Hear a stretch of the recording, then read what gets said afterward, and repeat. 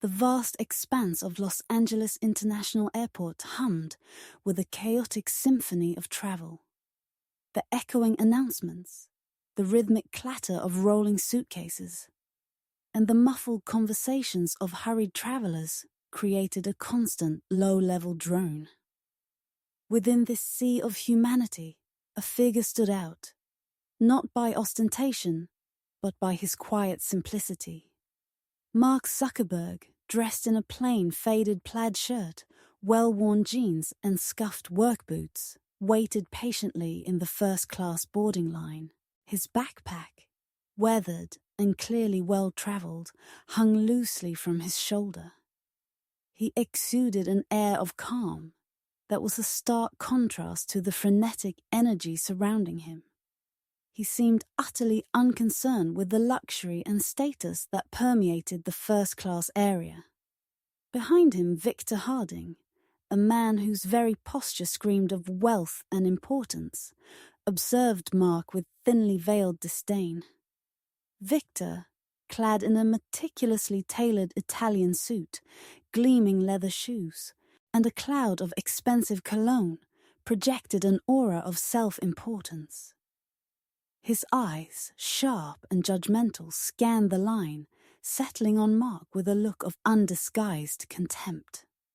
Victor's backstory was a tapestry of ambition and insecurity. He had clawed his way up the corporate ladder, sacrificing personal relationships and genuine happiness in pursuit of material success.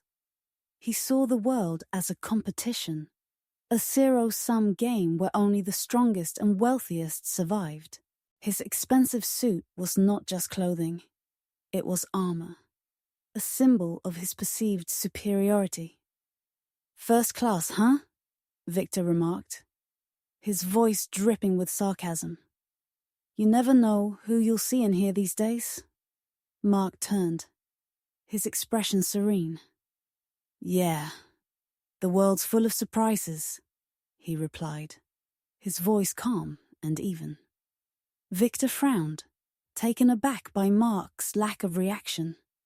He had expected a defensive or embarrassed response, something that would confirm his preconceived notions. "Look, no offense," Victor continued, his tone condescending. "But you don't exactly look like a first-class kind of guy. It's rare to see someone so casual in this section." The boarding announcement echoed through the terminal, and the line began to move. Mark and Victor followed, their tickets in hand. Victor walked with a determined stride, his every movement calculated to project an image of power and confidence. Mark, on the other hand, moved with an unhurried grace, seemingly oblivious to the scrutiny of those around him. As they entered the plane, an unexpected twist occurred. Victor, upon reaching his designated seat, discovered that Mark was settling into the seat directly beside him. "You've got to be kidding me," Victor muttered, shaking his head in disbelief. "Of all the seats," Mark smiled slightly. "Looks like we're traveling together," he said, his voice polite. Victor crossed his arms, his discomfort palpable. He couldn't shake the feeling that Mark's presence was a challenge to his carefully constructed image of success. As the last of the economy passengers boarded, Victor decided to engage Mark in conversation, albeit with a thinly veiled sense of superiority. "So, what do you do for a living?" he asked, his tone dismissive. Mark, adjusting his backpack under the seat, looked up. "I work in film," he replied simply. Victor raised an eyebrow. "Oh, I see. Commercials? Small-time stuff?" Mark smiled faintly. "Something like that." Victor chuckled. "I've always found it interesting how people try to find their place. But sometimes certain spaces just aren't meant for everyone. Like first class, for instance." Mark looked at him, his expression calm. I think we all have our place. And sometimes it's exactly where we are. Victor laughed dismissively. That's nice. Kind of philosophical. But real life isn't that simple. Mark turned to the window, signaling the end of the conversation. But Victor wasn't finished. You know, he continued, leaning closer, you might be sitting here, but there are things money can't buy. Some places will never really belong to certain people. Mark turned back, his gaze steady. It was a look that conveyed patience and quiet strength. Victor, realizing his attempts at provocation were failing, leaned back in his seat, a smug smile playing on his lips. He believed he had the upper hand, but he was about to discover how wrong he was. As the plane took off and the in-flight service began, Victor made sure to draw attention to himself. "Champagne, please," he announced to the flight attendant, his voice loud enough for those around him to hear. Something that matches the exclusivity of this seat. When the flight attendant reached Mark, he simply asked for water. Victor seized the opportunity. "Water?" he exclaimed, feigning surprise. "Don't tell me you're going to waste the first-class experience with water." Mark took the bottle from the flight attendant. "I'm fine with this," he replied calmly. "Sometimes simplicity is enough." Victor narrowed his eyes. "Yeah, I guess that works for people who settle for less. Not everyone is born to enjoy the best life has to offer." Mark took a sip of water. "Maybe the best is different for everyone," he said, his voice even. "Or maybe," Victor retorted, "people who say that just never had access to what really matters. Some things are beyond the reach of certain people." Mark smiled slightly, turning back to the window. Victor, frustrated by Mark's composure, decided to escalate the confrontation. "You know, life is like flying first class," he began, gesturing with his champagne glass. "You work hard, earn your spot, and then you get to enjoy it. But some people, well, it seems like they're only here because they got lucky." Mark placed his water bottle on the tray table and turned to face Victor. His gaze was calm, but there was a hint of steel in his eyes. "Luck or hard work, we all end up in the same place when the flight lands, don't we?" The cabin fell silent as the other passengers began to pay closer attention. "Well, I wouldn't say that," Victor replied, trying to maintain his composure. "Some of us are simply on a higher level. Not everyone understands the value of being here." Mark leaned forward. "I think the value of being here," he said, gesturing around the cabin, "isn't about what you have, but how you treat others." The phrase hung in the air, a stark contrast to Victor's worldview. "That's a good one," Victor said, trying to dismiss Mark's words with sarcasm. "First-class self-help philosophy. Maybe you should consider giving motivational talks." Mark smiled faintly, turning back to his window. The tension in the cabin was palpable. Victor, aware of the disapproving glances from his fellow passengers, felt his carefully constructed facade beginning to crumble. "You know what's funny?" he continued, his voice laced with bitterness. "People who have nothing to show for themselves always talk about things like humility and simplicity. Ever noticed that?" Mark looked at him, his gaze steady. "I've noticed that sometimes the people who talk the most about what they have are the ones who feel the emptiest inside." Victor was momentarily stunned. He struggled to find a response, his carefully crafted defenses failing him. "Look, I don't mean to be rude," he said, finally recovering. "But the world is competitive. If you don't show what you have, People will ignore you. That's just how things work. Maybe, Mark replied calmly. But I think true success doesn't need to be shouted about. It speaks for itself. The atmosphere in the cabin had shifted. The other passengers were now fully engaged in the exchange, their expressions ranging from curiosity to disapproval. Cheap philosophy, Victor sneered. It might sound nice, but the real world doesn't work that way. The real world is made by people, Victor, Mark replied, his voice firm.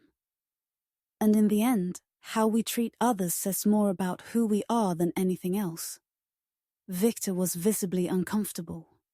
He glanced around, noticing the disapproving stares of his fellow passengers. You know, Victor, Mark continued, his voice calm. I understand what you're saying. The world can be very competitive. But I've learned that sometimes the need to prove something to others comes from something deeper. An insecurity. An inner struggle. Inner struggle? Victor scoffed. I don't know where you got that idea, but you couldn't be more wrong. Maybe, Mark replied, but I've met many people who thought success was all about what others could see. Deep down, they were just trying to fill something missing inside them. The words hit Victor harder than he expected. He fell silent, his fingers fidgeting with his wedding band. That's not me, he said, his voice defensive. Everything I've achieved, I worked hard for. And I don't need anyone telling me how to live my life. I'm not saying you didn't work hard, Mark replied. I just think that sometimes we get so caught up in the idea of showing off what we've achieved that we forget to look inward. Who are we without all of this? Victor's face flushed. Who are we? He retorted. We're what we build. Without it, we're nothing. I disagree, Mark said, his expression serious. I think we're defined by what we do for others, not by what we accumulate. And in the end, the things we show the world matter less than what we carry inside. He tapped his chest for emphasis. Victor shifted uncomfortably in his seat.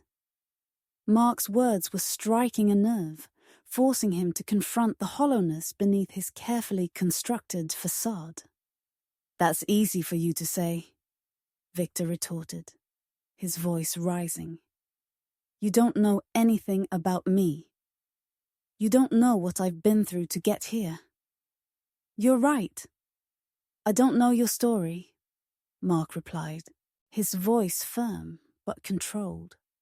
But I don't think I need to know it to see that sometimes, when someone feels the need to shout about what they've achieved, it's because they're trying to hide something. Fear, insecurity, loneliness. Victor's composure finally snapped. He stood up abruptly, knocking over his empty champagne glass. You think you're better than me? He shouted, his face contorted with rage. Sitting there with your clever little phrases, acting like you know everything about life? You don't know a thing about what it's like to live in the real world? The other passengers gasped, shocked by Victor's outburst. The flight attendant rushed over, attempting to defuse the situation. Mark remained seated, his gaze calm and steady. He waited for Victor to finish his tirade before responding. I don't think I'm better than you, he said, his voice gentle but firm. I just think that sometimes we need to stop and think about what really matters. And Victor, you don't have to prove anything to anyone. Victor's anger seemed to deflate, replaced by a sense of shame. He sat back down, avoiding eye contact with Mark and the other passengers. Mark continued, his voice soft but resonant. You know, Victor, life is hard enough for everyone. The last thing we need is people trying to put others down to make themselves feel bigger. Victor nodded slowly, the weight of his actions finally sinking in. Mark leaned back in his seat, concluding the conversation. "Sometimes," he said, "what we search for most in the world is what we find least within ourselves. I hope you figure out what really matters." Victor sat in silence, Mark's words echoing in his mind. He had never felt so exposed, so vulnerable. But amidst the humiliation, a seed of change had been planted. The rest of the flight passed in a heavy silence. Victor, once so eager to assert his dominance, now shrank in his seat, unable to meet the eyes of the other passengers. The arrogance he had displayed earlier had vanished, replaced by a quiet shame. As the plane began its descent, Victor finally found his voice. He turned to Mark, his eyes downcast. "I need to apologize," he mumbled. "Not for what I said just because you're you, but because I was arrogant. I acted like an idiot." Mark looked at him, his expression serene. "I appreciate the apology," he said. "But more than that, I hope you learn from this." Victor nodded, realizing that this encounter had been an unexpected opportunity for growth. "Sometimes," Mark continued, "what we search for most in the world is what we find least within ourselves. I hope you figure out what really matters." Victor remained silent, but Mark's words resonated deeply. He knew that this moment had the potential to change him, if he allowed it. After disembarking, Victor stood in the terminal, watching as Mark walked away. He saw fans discreetly approach Mark, greeting him and asking for pictures. Mark responded to each one with patience and a genuine smile, his humility evident. Victor looked down at his own hands and sighed. He knew he needed to change. Mark's words echoed in his mind, a reminder that true worth isn't about status or possessions, but about how we treat others. As Mark disappeared into the crowd, Victor felt a flicker of hope. Perhaps this encounter hadn't been a coincidence. Perhaps it was a chance to start over. In the end, we all carry choices that shape who we are. Are we living to impress others or to become better people? Mark's words leave a clear lesson. True success isn't about what you achieve or show off, but about the positive impact you leave on the world and the lives of those around you.